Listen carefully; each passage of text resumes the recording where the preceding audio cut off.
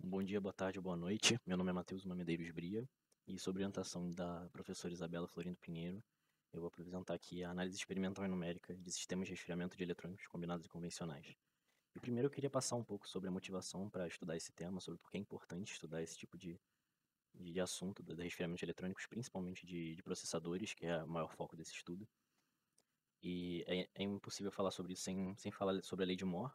E a lei de Moore basicamente diz que a cada 18 a 24 meses o número de transistores dentro de um processador vai dobrar. E ela foi dita por Gordon Moore, um dos fundadores da Intel, em 1965. E essa lei se manteve consideravelmente confiável até os dias de hoje. E ela é muito importante para você para analisar a questão de desempenho, de potência dissipada por um processador, porque ela está diretamente relacionada com isso. Um processador, ele, ele esquenta muito porque ele realiza milhões de ciclos em um único segundo. E, de forma simples, esses ciclos são pulsos elétricos que percorrem o dispositivo durante o uso dele. E quanto maior o número de transistores, maior vai ser esse impulso elétrico, maior vai ser o número, no caso, de ciclos que ele realiza por segundo. E, e logo, com isso, maior vai ser o movimento de elétrons no interior do processador, né, por segundo. E por conta disso, é inevitável que o processador esquente, que aumente a temperatura dele, pois juntamente ao movimento de elétrons no interior dele vai vir um aumento de temperatura. E ao longo das décadas, isso aumentou muito com a evolução da tecnologia dos processadores e ficou cada vez mais difícil de resfriar eles, ainda mais considerando que o tamanho deles não mudou muita coisa, ainda mais quando comparado com o aumento do número de transistores. Como exemplo, eu trouxe uma comparação de 50 anos de diferença, com 50 anos de diferença, do Intel 4004, em 1971, que foi o primeiro processador comercialmente disponível, com o Intel i9 11900, que foi um processador lançado em 2021 pela Intel, não necessariamente o processador mais recente ou mais potente atualmente, mas é um processador que está a 50 anos de diferença e do primeiro comercialmente disponível e é um pouco mais de fácil acesso do que talvez outros mais potentes. Como exemplo, como eu falei da diferença de cálculos de ciclos realizados por segundo, né? O Intel 4004 realizava 740 mil ciclos por segundo, ou seja, ele tinha uma frequência de 740 kHz, enquanto o Intel i9 11900 tem uma frequência de 5.2 GHz, até 5.2 GHz, certo? E isso corresponde a um aumento de 7.000 vezes de número de ciclos realizados por segundo. Além disso, como eu disse anteriormente, juntamente a esse aumento de capacidade de cálculo, de processamento, de velocidade, você tem um aumento da potência. Em processadores você tem um termo chamado potência de design térmico, o TDP, que refere-se ao consumo de energia sobre a carga teórica máxima. Então ele é basicamente a potência projetada máxima pelo fabricante que um processador pode atingir, sem se danificar, claro. E a potência para o Intel 4004 é de 1 watts, enquanto a do Intel i9, nesse exemplo, é de 65 watts. Então aumenta de 65 vezes para um aumento de espaço é, dispensável, que não muda muita coisa. Né? Além disso, outra motivação é o impacto na economia mundial de forma geral. É algo que cresce muito ao longo dos anos, por causa também do aumento da utilização de equipamentos eletrônicos em todos os casos, em tudo que se utiliza atualmente. É o aumento, é a evolução de centros de processamento de dados. Então, são locais com grande capacidade de armazenamento de dados, como dá para perceber pelo nome. E eles têm diversos equipamentos eletrônicos, alguns com mais de 200 mil servidores, isso para o ano de 2013. Em 2010 só, nos Estados Unidos, com a utilização de energia nesses centros, foi estimada em 2% da produção total de eletricidade do país, um custo de aproximadamente 6,2 bilhões de dólares. E a tendência é isso aumentar, porque esse tipo de tecnologia está sendo cada vez mais utilizada e cada vez mais são necessários meios diferentes para realizar o resfriamento desses componentes. Além disso, a evolução, né, da utilização desse tipo de tecnologia de forma geral, né? Não só empresas de centros de processamento de dados usam muitos equipamentos eletrônicos que precisam de resfriamentos cada vez mais potentes, mas atualmente é muito difícil encontrar qualquer equipamento tecnológico que não use processador. E quanto mais tempo se passa, mais isso é evidente, né? Atualmente até geladeiras você encontra processadores. É muito difícil você ter algo tecnológico e não encontrar processadores. Então, o estudo do resfriamento, para melhorar cada vez mais esse resfriamento, é cada vez mais importante, porque isso é um grande limitador atualmente. Bom, passando agora para conceitos preliminares, a unidade de processamento central, o CPU, falando um pouco dos principais influenciadores em- de geração ou dissipação de calor em um computador. A unidade de processamento central, o CPU, é o processador, como já foi dito anteriormente, é basicamente o cérebro do computador e é ele que gera a maior fonte de é a maior fonte de calor, perdão, de um computador, ele que gera a maior parte e por isso que por ser um espaço também muito reduzido, fica cada vez mais difícil você retirar o calor com a potência aumentando tanto.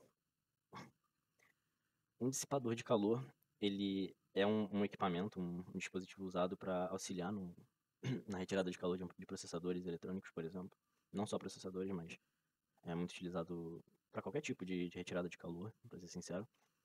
E ele é basicamente uma superfície de metal com aletas, né, como podem se ver nessas imagens. São superfícies, são protuberâncias, né, que se estendem além da superfície plana. E por conta desse aumento dessa superfície, dessa extensão, você, você consegue ter ar passando ali. E com ar passando nessas superfícies, você tem troca de calor. Então, a vantagem de você estender a superfície, é você aumentar a superfície de contato com o ar e logo aumentar a transferência de calor. Então, isso ajuda a resfriar o elemento que está em contato com o dissipador, certo? É claro que isso tem até um limite, então chega um ponto que você aumentar essa, o comprimento dessa aleta não influencia tanto mais na transferência de calor, mas eles são muito importantes e muito utilizados para resfriamentos de processadores de forma geral. Além disso, tem os coolers, bom, os principais atualmente são o air cooler e o water cooler. Como exemplo, eu trouxe um air cooler simples, muito usado, que vem muito de fábrica com os processadores quando se compra. E ele é composto de um dissipador de calor e uma ventoinha, né? E força o calor, força o ar, a mais ar a passar, a entrar em contato com o dissipador, então mais calor é dissipado também. Também tem dissipadores de convecção forçada como esse quer dizer, coolers de convecção forçada como esse que também tem dutos de calor. Então, são ventoinhas maiores, um pouco mais distantes do bloco de metal que está em contato com o processador, no caso, conectadas por dutos de calor com um dissipador maior também. E tem o water cooler, né, como pode se ver na imagem da direita, que também funcionam, eles são mais eficientes que os air coolers e eles funcionam basicamente com um bloco de metal também, em contato com o equipamento eletrônico, no caso o processador, com vários canais no interior, no qual se passa água. E essa água, quando ela entra em contato pelo bloco de metal, ela esquenta. Essa água esquentada, ela passa por esse tubo vermelho, como pode se ver, vai até o radiador. E esse radiador, em contato com uma ventoinha, isso ajuda a resfriar a água. Essa água então volta para o bloco de metal e inicia o ciclo de novo. E a ideia é retirar cada vez mais calor do equipamento eletrônico que está em contato, esse bloco de metal. Por último, o mais importante relacionado à transferência de calor num computador convencional, por exemplo, é a pasta térmica. E basicamente, quando você tem, por exemplo, no cooler, você tem contato o bloco de metal com o processador, pelo fato das superfícies serem irregulares, você não tem um contato perfeito, não são superfícies lisas, perfeitamente lisas. Então você vai ter irregularidades e essas irregularidades vão ser preenchidas por ar. Como o ar é um péssimo condutor de calor, isso prejudica na taxa de transferência de calor do processador para o bloco de metal e logo para o cooler, por exemplo, para dissipar o calor. Então você usando uma pasta térmica, ela é um dispositivo que você aplica ela e ela preenche essas vacâncias. E ela é feita de forma que ela tem uma boa condutividade térmica, então ela evita que tenha esses vazios preenchidos por ar e evita essa perda de transferência de calor. Obviamente nessa imagem as falhas verticais estão exageradas, mas é para ter uma noção do que acontece quando você bota em contato duas superfícies sólidas. Bom, agora passando para a metodologia experimental, a ideia é montar uma bancada e analisar no mesmo processador, nas mesmas situações, nas mesmas condições, fazer a análise com water cooler e com air cooler, para ter uma ideia de qual deles vai se comportar melhor, qual vai ser mais eficiente. E além disso, utilizar a placa de Peltier, juntamente a cada um deles, né?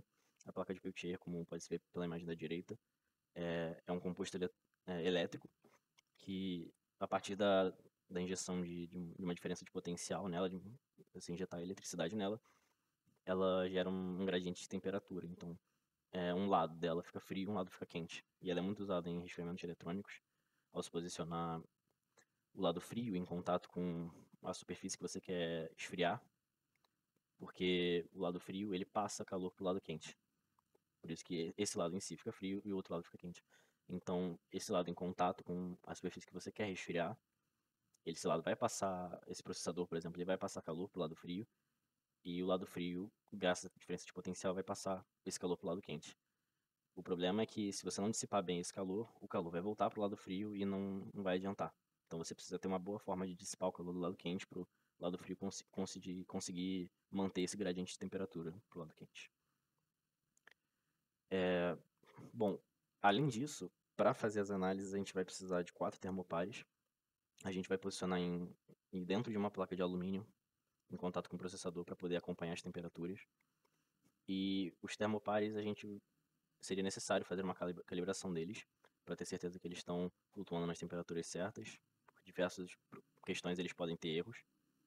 Eles podem apresentar temperaturas erradas, falhas na leitura. Então, para isso, foram necessários 2 equipamentos. Um é o banho termostático, que é esse que pode se ver na tela. O modelo dele é um Julabo Core, o CD200F.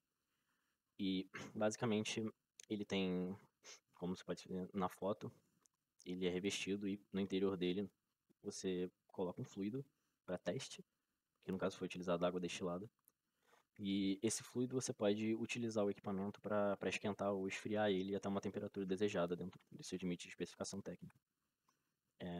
Essa água vai ficar circulando ali, vai ficar numa temperatura constante, consideravelmente constante. E, e a ideia é utilizar essa temperatura para realizar um comparativo. Esse fluido para realizar um comparativo sem interferências externas dos termopares com a temperatura medida pelo outro equipamento, que é um termômetro de alta precisão, nesse caso o Incoterm P795. Esse termômetro foi colocado juntamente aos 4 termopares, dentro do banho térmico, e as temperaturas foram medidas simultaneamente e elas foram comparadas posteriormente. Para cada um dos termopares teriam que ser feitas correções diferentes, teriam que ser feitas calibrações diferentes. E como exemplo, eu trouxe aqui algumas medidas do primeiro termopar, do T1. Vocês podem ver, a gente fez medidas de 30 a 90 graus no banho da temperatura do fluido. E a gente fez 120 medidas do termômetro e do termopar, de cada um dos termopares, para cada uma das 7 temperaturas. Como vocês podem ver por essa tabela na esquerda, você tem a média de temperaturas das 120 temperaturas tomadas pelo termômetro na coluna central. E você tem na coluna da direita a média das temperaturas tomadas pelo termômetro T1 na coluna da direita. Com essas temperaturas, para cada um das 7, foi montado um gráfico com a média T1 no eixo horizontal e a média do termômetro no eixo vertical, de pontos cartesianos de, por exemplo, o ponto 3070, 30217 seria o primeiro ponto do gráfico. E assim foram feitos esses 7 pontos. Com isso, foi possível fazer uma equação da reta, como pode se ver no gráfico também. E essa equação da reta serve para aproximar a temperatura correta que o termopar deveria estar medindo, considerando o termômetro como referência. Então, por exemplo, a equação da reta para esse termopar foi y igual a 0,9991x menos 0,4053. Futuramente, durante os testes, com o air cooler, com o water cooler, com o Peltier, as temperaturas lidas pelo termopar, por cada um dos termopares, vão ser jogadas nessa equação como o valor x, assim obtendo o valor y, que seria o valor aproximado que o termômetro teria medido. O termômetro ele é muito mais estável na temperatura medida, os termopares flutuam um pouco, mas ficaram todos em volta do mesmo valor. E aqui estão as equações geradas para os 4 termopares, como eu disse, erros diferentes para cada um deles, construção ou solda, qualquer coisa que seja. Eles vão ter erros diferentes e vão ser corrigidos por equações diferentes. A partir de agora, os próximos passos são fazer os testes com water cooler, air cooler, combinados com a placa de Peltier, comparar os resultados com as temperaturas corrigidas dos termopares e, posteriormente, fazer uma análise numérica para poder corroborar com os resultados experimentais. Agradeço a atenção. É,